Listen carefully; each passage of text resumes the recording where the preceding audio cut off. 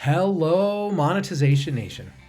Today we're going to talk about the entrepreneurial legend Elon Musk. According to Forbes, Elon Musk is the second richest person in the world, followed only by Jeff Bezos. Musk's net worth is more than $150 billion. In today's episode, we'll discuss how Musk became so successful. We'll dive into his entrepreneurial journey, some of the tectonic shifts he leveraged, and other basic practices that led him to become the second richest person in the world. Elon Musk was born in Pretoria, South Africa on June 28, 1971. At a young age, he became interested in computing and created a basic-based video game called Blastar, which sold for about $500. He went to school in South Africa, Canada, and eventually graduated from the Wharton School. Musk was accepted into a PhD program at Stanford University, but dropped out to launch an internet startup after 2 days. Source, Wikipedia. Musk founded Zip2, selling it for $307 million a few years later. After he founded Zip2, Musk founded X.com, which would later become PayPal. In 2002, eBay bought PayPal for $1.5 billion. Source, Britannica. According to biography.com, quote, Musk was long convinced that for life to survive, humanity has to become a multi-planet species. However, he was dissatisfied with the great expense of rocket launchers. He founded Space Exploration Technologies Corporation, SpaceX, in 2002, with the intention of building spacecraft for commercial space travel. By 2008, SpaceX was well established, and NASA awarded the company the contract to handle cargo transport for the International Space Station, with plans for astronaut transport in the future, in a move to replace NASA's own space shuttle missions. Elon Musk said, quote, "There have to be reasons that you get up in the morning and you want to live. Why do you want to live? What's the point? What inspires you? What do you love about the future? If the future does not include being out there among the stars and being a multi-planet species, I find that incredibly depressing," unquote.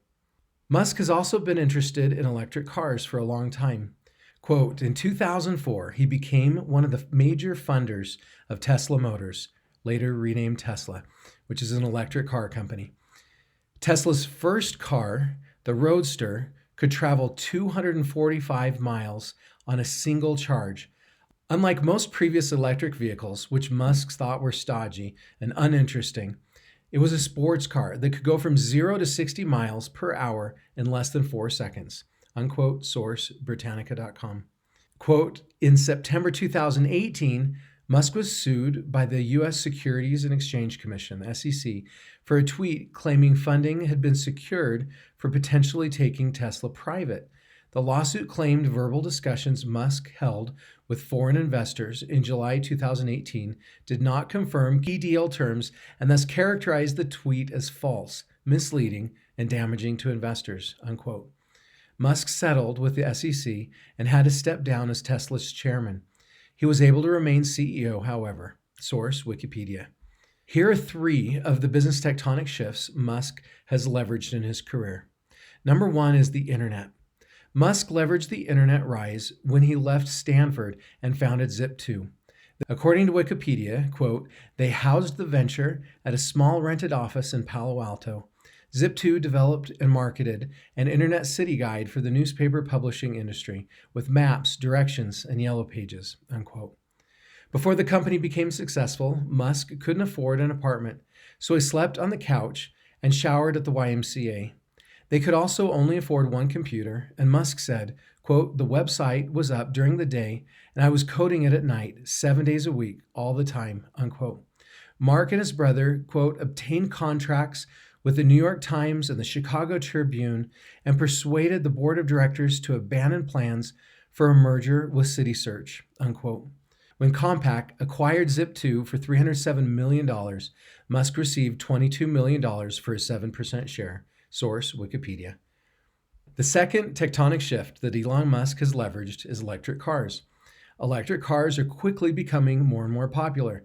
Electric cars are obviously much better for the environment than gas cars, and they cost less to run and maintain. They're quieter and allow us to skip the gas station by charging them at work or at home. Source, fleetkarma.com. Elon Musk said, quote, "When Henry Ford made cheap, reliable cars, people said, 'Nah, what's wrong with the horse?' That was a huge bet he made, and it worked," unquote. The third tectonic shift we're going to talk about today that Elon Musk leveraged is solar power. In 2006, Musk helped his cousins start Solar City. 10 years later, quote, a $2.6 billion deal was solidified to combine Musk's electric car and solar energy companies. His Tesla Motors Inc. announced an all-stock deal purchase of Solar City Corp. This was done in an effort to continue to make sustainable energy and products available to a wider consumer base. Source, biography.com. Solar is also becoming more prevalent. U.S. solar power capacity has grown from just 0.34 gigawatts in 2008 to an estimated 97.2 gigawatts today, enough to power the equivalent of 18 million average American homes. Source, energy.gov. So here are two more business tips from Elon Musk I want to throw in here. First, he recommends that we take risks. All of the companies Musk has worked on have been built on risks. Quote, "They were risky ventures, big bets in emerging industries. The internet in 1995, electric automobiles, and even private space travel." Source, bidsketch.com. Musk said, quote, "Failure is an option here. If things are not failing, you are not innovating enough," unquote. Musk plans on failure. Quote, "That's a big reason why he invested such a large amount of startup capital, $100 million, into his company SpaceX. Musk knew it was highly unlikely they'd have a successful rocket launch the first time around, but he didn't want a single setback to cripple the company," unquote. He gave the budget enough padding for multiple launches, and the third one was successful. Source, bidsketch.com. It paid off when NASA offered them a $1.6 billion contract, quote, "to resupply the International Space Station." That wouldn't have happened if Musk hadn't factored in a few failures into his startup capital, unquote. Source, bidsketch.com.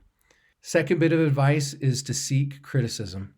Elon Musk said, "Take as much feedback from as many people as you can about whatever idea you have. Seek critical feedback. Ask them what's wrong. You often have to draw it out in nuanced ways to figure out what's wrong," unquote. Musk also said, quote, "When I spoke with someone about the Tesla Model S, I didn't really want to know what's right about the car. I wanted to know what's wrong about the car," unquote. About Musk's advice to take criticism, HubSpot said, quote, "Criticism is like exercise. In the beginning, it's tough, but it slowly shapes us into healthier people and leads us to many long-term benefits. While compliments create contentment, criticism creates improvement. And when your mission for SpaceX is interplanetary coexistence and Tesla transforming sustainable energy for humanity," yes, those are Elon Musk's words, "you cannot be content," unquote. Elon Musk also said, "You should take the approach that you're wrong. Your goal is to be less wrong," unquote. So here are some of my key takeaways from this episode about Elon Musk. Number one, go after what we're interested in and passionate about, just as Musk has with electric cars and space travel. Number two, we should look for new tectonic shifts and try to leverage them. Number three, if we want to succeed, we must take calculated risks. Number four, we should plan for failure and not give up when it happens. Number five, constructive criticism can help us improve our business, products, and services. If you enjoyed this article and want to learn more about Elon Musk or connect with him, you can find him on Twitter, or you can follow Tesla or SpaceX. And there's links to each of those sites in the blog post for this episode at monetizationnation.com. You can also get a free copy of my ebook, Passion Marketing, at passionmarketing.com, and learn how you can become a top priority of your ideal customers. You can also follow Monetization Nation on our Facebook page, on YouTube, Twitter, Instagram, or on your favorite podcast platform. Thank you so much for joining me for this episode, and I wish you success on your venture. Do you want to become a better digital monetizer? To receive great monetization stories and secrets, please go to monetizationnation.com and join free. And if you liked today's episode, please subscribe to the show and share it.